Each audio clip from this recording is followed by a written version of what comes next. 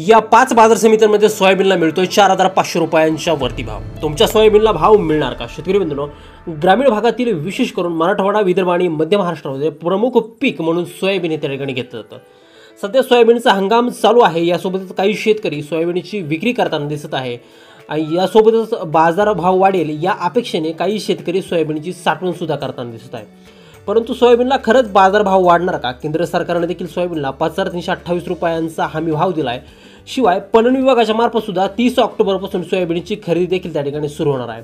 सध्या राज्यातील प्रमुख बाजार समित्यांमध्ये सोयाबीनचे दर वाढताना त्या ठिकाणी आता दिसत आहे। शिवाय अतिवृष्टी झाली, यासोबतच त्या ठिकाणी सोयाबीनचा पेराही त्या ठिकाणी या हंगामात कमी असल्यामुळे बाजारभाव वाढीसाठी अनुकूल परिस्थिती निर्माण झाली आहे। आणि नेमकं याच पार्श्वभूमीवरती सोयाबीनला आगामी काळात म्हणजे त्या ठिकाणी 31 ऑक्टोबर नंतर काय भाव मिळू शकतात याच संदर्भात एक महत्त्वाचा अपडेट त्या ठिकाणी व्हिडिओच्या माध्यमातून आपण जाणून घेणार आहोत। व्हिडिओ अगदी शेवटपर्यंत काळजीपूर्वक पाहणे, चॅनलवरती जर तुम्ही नवीन असाल चॅनलला सबस्क्राइब देखील करा। बघा शेतकरी मित्रांनो, सोयाबीनला बाजारभाव हे त्या ठिकाणी आता वाढत नसल्यामुळे शेतकऱ्यांची जी काय अपेक्षा आहे ती आता सरकारी खरेदीकडे त्या ठिकाणी लागलेली आहे। आणि याच पार्श्वभूमीवरती राज्य सरकारने देखील केंद्राकडे त्या ठिकाणी सोयाबीनच्या खरेदीसाठीचा प्रस्ताव आता त्या ठिकाणी पाठवला असून सोयाबीन खरेदीसाठी आता मोठी हालचाल त्या ठिकाणी सुरू झाली आहे। जवळपास त्या ठिकाणी 10 लाख टनासाठी केंद्राकडून त्या ठिकाणी मंजुरी राज्य सरकारने आता मागितली आहे। याच्या मागचं प्रमुख कारण जे काय आहे ते म्हणजे सोयाबीनचे पडलेले बाजारभाव आणि सोयाबीनची जी काय हमी भावाने जर का खरेदी जर झाली तर शेतकऱ्याला चांगले पैसे त्या ठिकाणी मिळू शकतील।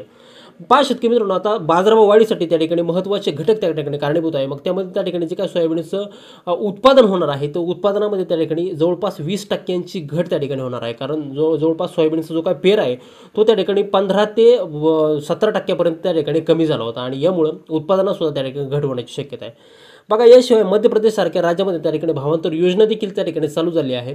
म्हणजे त्या ठिकाणी सोयाबीनचा जो काय हमी भाव आहे आणि सोयाबीनचा त्या ठिकाणी सोयाबीन जी काय शेतकरी विक्री करणार आहे तो भाव जो काय मिळतोय या दोघांमधील जो काय फरक आहे तो त्या ठिकाणी सरकार त्या ठिकाणी हमी भावाच्या रूपात त्या ठिकाणी देणार आहे। यासोबतच त्या ठिकाणी मुख्यमंत्री फडणवीसांनी सुद्धा सांगितलंय की शेतकऱ्याचा त्या ठिकाणी पूर्ण जे काही सोयाबीन आहे ते आता त्या ठिकाणी खरेदी करणार असल्याची माहिती त्या ठिकाणी आता दिली आहे। आणि हीच जी काय बातमी आहे ती त्या ठिकाणी 30 तारखेपासून सोयाबीनची जी काय नोंदणी आहे खरेदीसाठी पणन विभागाच्या माध्यमातून ते ठिकाणी आता सुरू करण्यात येणार आहे।